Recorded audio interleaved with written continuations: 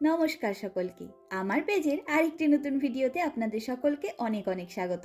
আমি প্রিয়াঙ্কি চলে এলাম আমার জীবনের আরেকটি নতুন দিনের অভিজ্ঞতার গল্প আপনাদের সাথে ভাগ করে নিতে।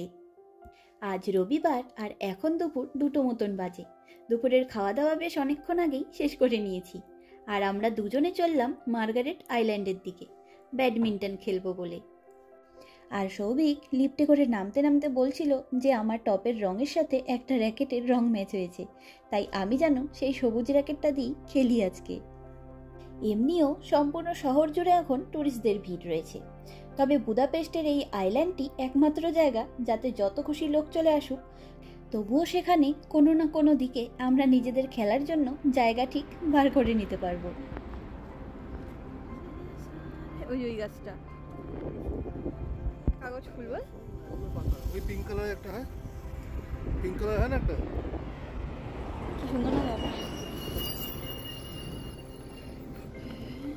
আমরা এখন এলাম মার্গারেট ব্রিজের ওপরে। সম্পূর্ণ বুদাপেস্ট শহরের মাঝ দিয়ে দানিউব নদী বয়ে গেছে, তাই 7টি ব্রিজ রয়েছে সম্পূর্ণ শহরে নানা মেইন স্কোয়ারকে কানেক্ট করার জন্য। তা তো আপনারা সবাই জানেন এখন। তবে আমরা আজকে যাচ্ছি মার্গারেট ব্রিজের ওপর দিয়ে মার্গারেট আইল্যান্ডের দিকে। এই আইল্যান্ডটির আয়তন 238 একর।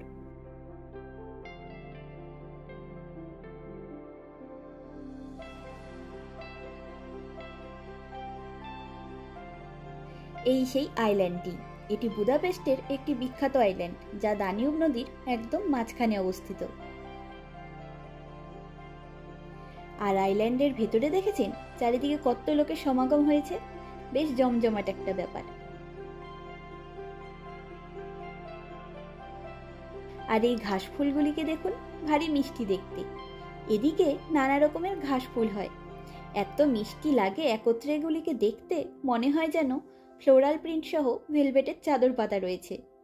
চলুন আমরা সামনের ফুলের বাগানটা দেখে আসি।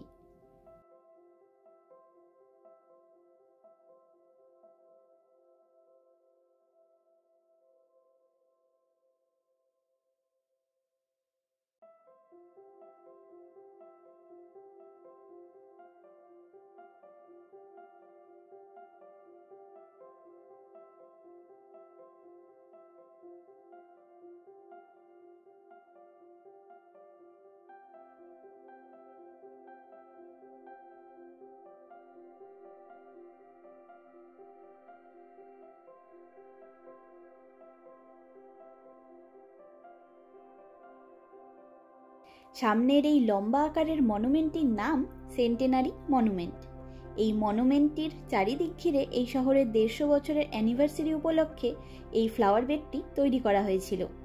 এতে এই শহরের পেস্ট, বুদা এবং অবুদা অঞ্চলকে নানা রঙের ফুলের দ্বারা দেখানো হয়েছে। এই যে এই ছবিটির মতন দেখতে এই মনুমেন্টের চারিদিকের ফ্লাওয়ার বেডটি। আর এখন আমরা খুঁজে পেয়ে গেছি নিজেদের জন্য ব্যাডমিন্টন খেলার জায়গা।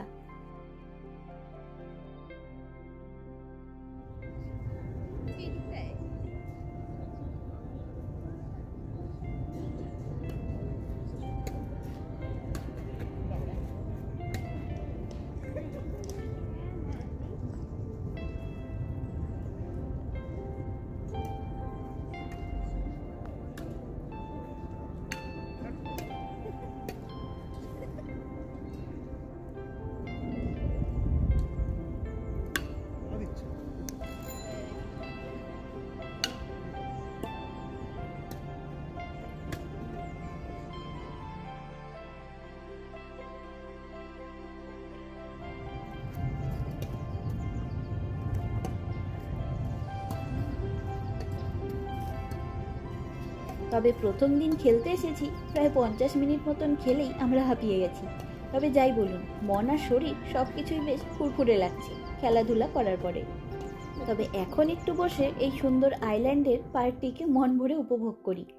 তবে আজকের বেস্ট পার্ট হলো এই পুচকে পাখিটির আমার ক্যামেরায় ধরা দেওয়া।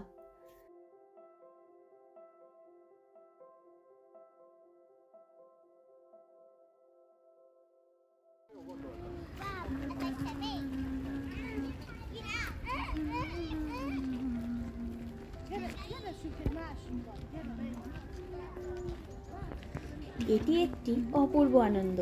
আমি এমনিতেও পাখি আর ফুল ভীষণ ভালোবাসি, তাই এসব ঘেরা বসন্তের এই দিনগুলো আমার এমনিতেও সব সময় ভালো লাগে। চেরি গাছটি কি দেখলেন? একেবারে ভরে উঠেছে ফুল দিয়ে। আর আগের বছর এই সময় আমরা প্রথমেই ড্যাফোডিল ফুলগুলো দেখেছিলাম। ফুল মানেই সুন্দর, তবে ব্যারাকপুর বা কোচবিহারে এসব ফুলের দেখা পাওয়া যায় না, তাই এখানে এসে আমি সব রকম ফুল দেখতে পেয়ে ভীষণ খুশি।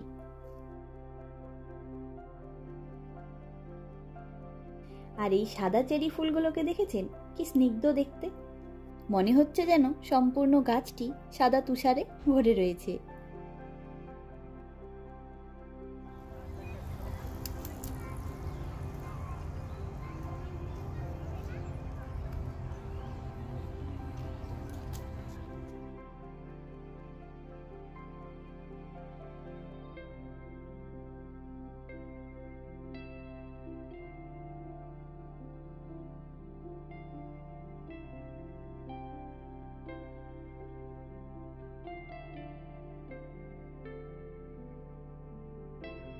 আর আমরা কিছুক্ষণ পার্কে ঘুরে তারপর বাড়ি ফিরে এলাম। এখন আমাদের দিনের বেলার সময়টা বেশ খানিকটা বেড়ে গেছে, প্রায় 7:30 অবধি দিনের আলো থাকে। আর আমার বাগানের ফুল গাছগুলিতে অনেকগুলো করে ফুল ফুটেছে দেখুন।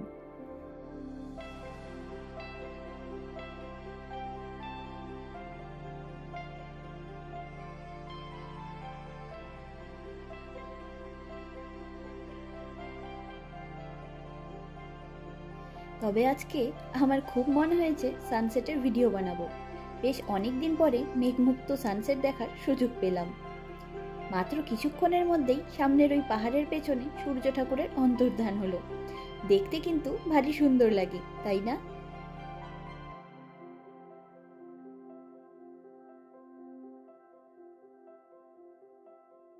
তবে আজকে আমার মুড হয়েছে হাড়া ভাড়া কাবাব বানাবো বিকেলের খাবারের জন্য। তাই সবার আগেই মটরশুঁটি আর পালং শাকগুলি একটু গরম জলে নুন দিয়ে ফুটিয়ে নিলাম।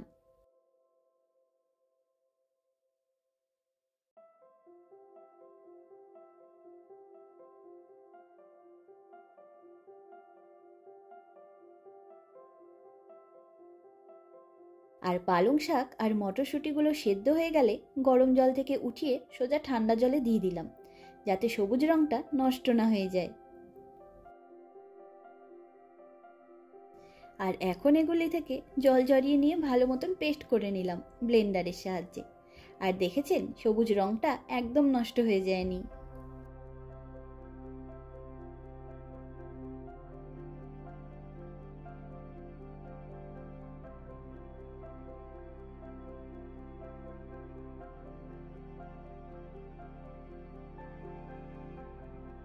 আর হাড়া ভাড়া কাবাবের জন্য আমি নিয়েছি একটু জল ছড়ানো ছানা, আলু সেদ্ধ আর একটা গাজর গ্রেট করে নিয়েছি, সাথে কাঁচা লঙ্কা আর আদা কুচি।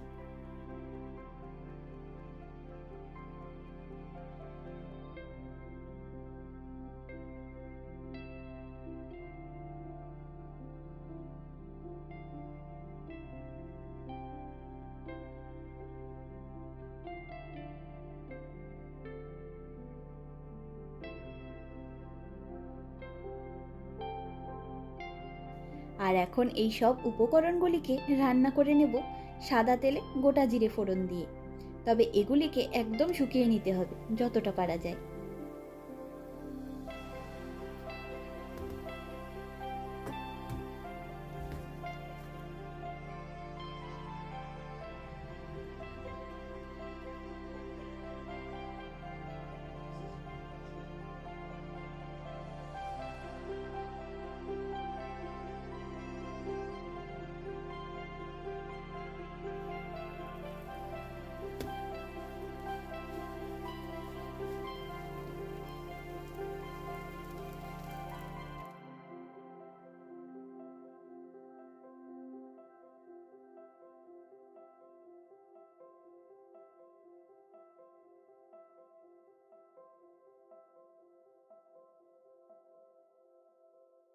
আর সবজিটা ঠান্ডা হয়ে এলে আলু সেদ্ধ আর পনিরের সাথে এগুলিকে একসাথে মেখে নেব।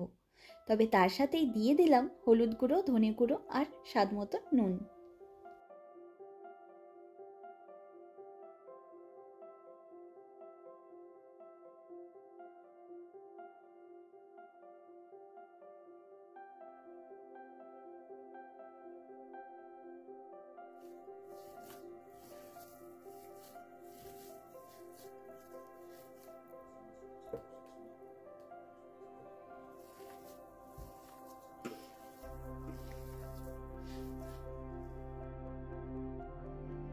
আর একটু ময়দা দিয়ে এগুলিকে ভালোভাবে মেখে নিলাম।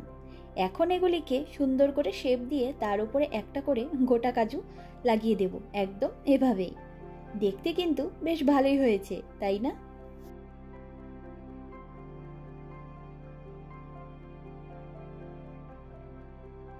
চলুন আস্তে ধীরে এগুলিকে ভেজে ফেলি।